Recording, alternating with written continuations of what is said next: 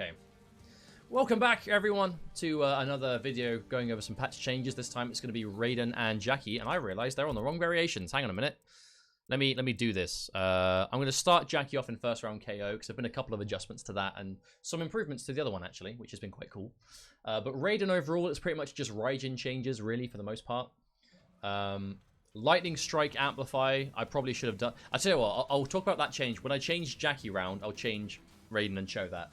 His Lightning Strike Amplify now tracks the opponent, so you haven't got to guide it anymore. Electric Burst Startup is now 19 frames from 17. One less active frame recovers 3 frames faster. But when you're in Quick Charge, Electric Burst has increased block stun and pushback. If you're wondering what Electric Burst is, it's down 4-2. You get this instead of the summoned lightning in this variation. The reason this is so good is if I have her block this, normally it is -10. If I have Quick Charge activated, which is the whole point of this variation, that's not the right move. It goes from -10 to -5. That's quite good for a move like that, considering it pretty much just gives you a safe ender no matter what you want to do. Decent amount of chip damage, good amount of pushback, good range to start harassing with Raiden things such as this. Electric Current combo damage scaling adjusted, and recovery reduced by 4 frames. Electric Current, which one's that? Electric Current, I believe, is... There's Electric Current. Here we go. Okay, this is, right. So this, combo damage scaling adjusted and recovery reduced by 4 frames. Now, the good thing about this, which is it's a low move, just a low stab. If you have the Quick Charge activated, it is a low projectile. But now, thanks to this patch, if you have the Electric Current amplify activated and you amplify this, it becomes a mid-launcher. Or, no, it isn't. Is it still low first? I think the low hits first. Make a stance hold. Yep, it's a low. It's a low launcher. So, yes, that's cool. He gets decent damage off of this. Just basic confirms. This is, I mean, I'm sure there's more to do off this. I'm not a Raiden player. I never have been, so you can get something like that. Or obviously, if you're in Raiden and you don't want the corner carry, you can do this. Because you get this move, which is really nice. Good damage. Which is really cool. So it does give you pretty much, makes you a lot better whenever this is activated, is the short of it. Discharge Startup. So Discharge is the move that if she hits me with... It's 3 moves in total. I'm going to block 4 here. Now if I do it again, it's the instant quick get off me move. You can use it to punish moves that are normally safe or interrupt gaps. It was 4 frames. It is now 6.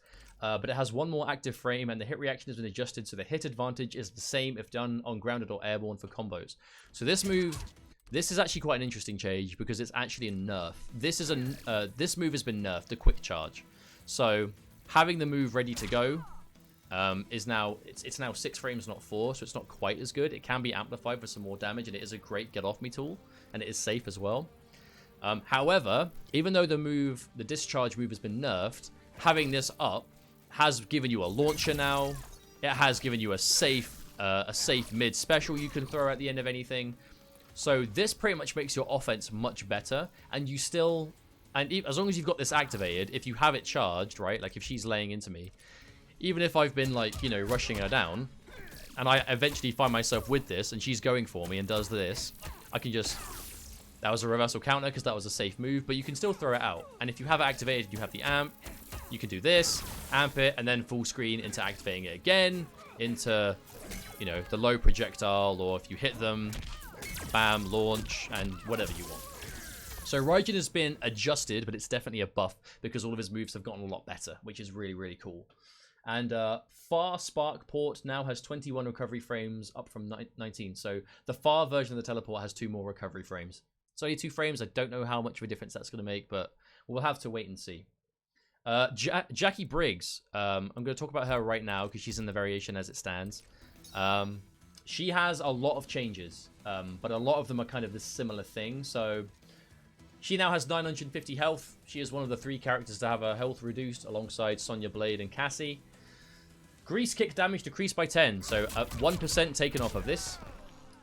Grease Kick Amplify damage decreased by 10, so 1% damage taken off that. Lethal clinch. So the clinch. Where's the clinch? What is the clinch input again? I can't remember. Ah, down forward. I tried everything but down forward. So the the spear elbow drop, which is the one finish. So if you get this, that now does 1% less damage. The double spear knee, which is the ender you saw everyone going through, which is this, used to have 50 frames of hit advantage. So you would literally knock them down with this, dash up and be right up in their face. Now you can see they get up much faster. It only has 13 frames of hit advantage. So if you're using this for the high damage ender, you're going to be knocking them full screen to make up for it. So you're going to have your work cut out. If you want to end them close range, you have to do this. So you can do like knee, smack. And if you want Oki and close range, you have to use that. And if you want distance, you have to do this for the damage. But obviously, no, if you want damage, you have to do this, but it knocks them far away. And it also means that you don't just get to end in this, in the knee ender, and build up one of the crushing blows. If you want to go for the close ender, it's going to be the same input as the crushing blow. So if you want to build towards the crushing blow, you're going to need one more of these per game to do it. Because we're used to seeing people do like, one will be this, and then the next will be this, because why not? And then they rush you down, and then the next one, they will just go straight into this, right, and get the crushing blow. Now, if you want to have the same kind of rush down, you have to go for this more often and forego setting up the crushing blow. So that's a big change. Mix up, which is back 4. Second hit block stun increased by 5 frames, so her sweep is a bit better. Let me show. So yeah, it's -9 now, so it's not death on block. Mix up's first hit can be cancelled on miss if cybernetic overdrive is equipped. So I believe she has cybernetic overdrive in this variation. Can be cancelled on... Actually, it might not be. I don't think... It might not be her that gets that. It might be something else. I'll hold my hands up. I'm not too sure what that means. Cybernetic override. I don't know if she has that. At least in this variation. It does say on miss, so... I'm not getting it. Regardless. Yeah. Or is cybernetic override where... Well, hang on a minute. I think I'm just getting this wrong. Is it the sweep? Ah, here we go. Yep. Okay. So yeah, she can now cancel her sweep with this. Okay, I get it. Right. Yep, and that's that. All for 1, which is forward 3, 1, 2, 4, has airborne frames that match the animation. So when she's in the air on this and gets hit, she'll be knocked into the air. Bionic Dash has 1 more active frame and recovers 3 frames faster if it misses. And that's almost it. There's one more to talk about. So her arm break and her leg break. So if he goes to throw me and I tech it, do a front throw, and I go for this. This now does 10%, not 14, and it's the same for the other one as well. So it's a nerf on the damage of the reversal throws, which I really like to see, because it still gives you damage for taking a throw, which no one else in the game can do. You just don't get 14% for doing it. And now it's time to swap variations. We'll make him Thunder Wave and then next gen. Hello, Emma has returned. My wife is here. I'm just gonna quit. Hello. Sorry guys. I'm sorry YouTube. I'm sorry Twitch. Just taking a few seconds. You can fast forward this bit. Are you okay? Yeah. Fine. Hello. I'm gonna go drink some chocolate milk. Okay. I got Emma chocolate milk yesterday and she's so hype about it. Right. Now. I'm going to go back to Raiden just quick to show this one thing. The one thing that he can do is, what I was saying is lightning. It's not that move. This. Now if you amplify it, it tracks them.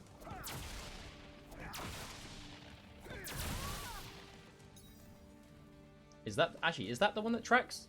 Sorry, I know this isn't the smoothest video, but hang on a minute. I want to double check.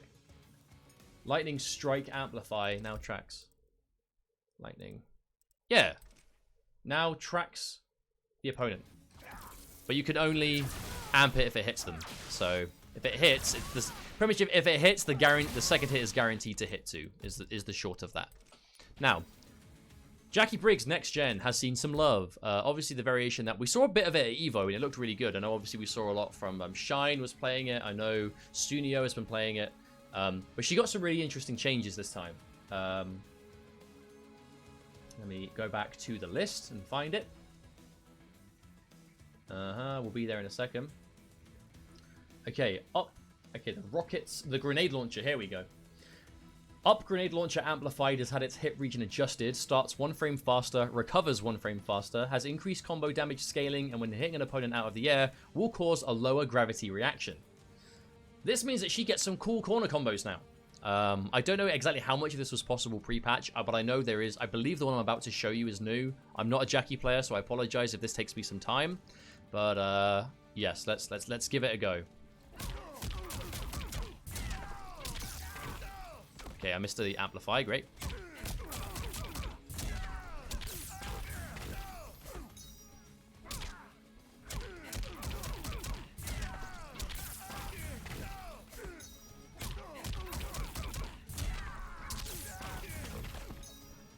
The trick to this is you have to hold the grenade. That was it, I could feel it, I could feel it.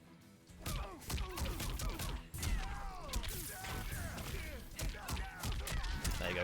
So you can end in dash punch for damage, or you can obviously end in like the ground thing for the fire for more. But it gives her some really cool corner extensions. I missed it. I want to show the ground thing being fired because the damage you can potentially get is mad. There you go. And then if I get a throw on Oki, they're covered in fire, they're sitting on fire, and that's like a half-life sequence right there. And it's still burning. So she gets some really cool stuff with corner extensions now, thanks to the grenade launchers, which is really nice. Tech Dome now lasts 7 seconds, down from 10, but it activates 1 frame faster and recovers faster. And they fixed a bug that caused the Tech Dome to not provide the benefit to Jacqui for its full duration if she never left it. So, the short of that is Tech Dome, which I can't remember the thing for, down 3. Active for less, but it's faster, way faster on active. And god damn, that really is big, isn't it? So this is going to be overall a bit more reliable, albeit lasting a little bit late. Right, but that's the short of it. Arm break and leg break, I've already talked about that. And fixed a bug allowing Snake Eater, which is 2-4, to be cancelled out of a late recovery frame. Which I actually hadn't seen, so I didn't know that was possible. But yeah, that's pretty much it for Raiden and Jacqui. Raiden, slight buff to Thunder Wave and the buff in the lightning tracking them, which means it's guaranteed to not miss, which is cool. Raiden got a lot of improvements. I know the discharge move got nerfed, technically, but only by a couple of frames. And the other moves are considerably better now. I think this is an absolute win for Raiden, if I'm being honest. And it now means that, you know, again, there's a reason to playing both of them. I know I've seen some Raiden players that are excited for it, and I'm excited to see what they do. Jacqui, nerfed in the right ways, I think, in the first variation. She still is going to be the best rushdown character in the game. She just does a little bit less damage while doing it. She still is going to hurt. Like, she still does damage. You know, she's not going to be completely out of options. Like, I mean, I don't even know what I can't do her optimals. So I've never labbed her, but I know a lot of people are and aren't too fussed about the damage. The big thing is the clinch changes. Obviously, she's going to have to get 1 more clinch per game at least if she's going to be able to lock the crushing blow in, unless you just don't care about it and you're happy to work your way in again. But she still has the same frames, she still has the same staggers, she still has the ability to whiff punish and open you up that way, bait you into things. She's still got the back throw loop. Next gen has more of a place now, which I really think is nice. We saw a lot of this variation at Evo, and I think it has a lot of potential. I can't play her, so I'm not going to be the one to show it, but I'm going to be watching the next gen players closely, because I know there's a couple of you out there, and I'm excited to see it. But that's it for these 2 characters. 1 more we are done with, and I'll see you guys on the next vid.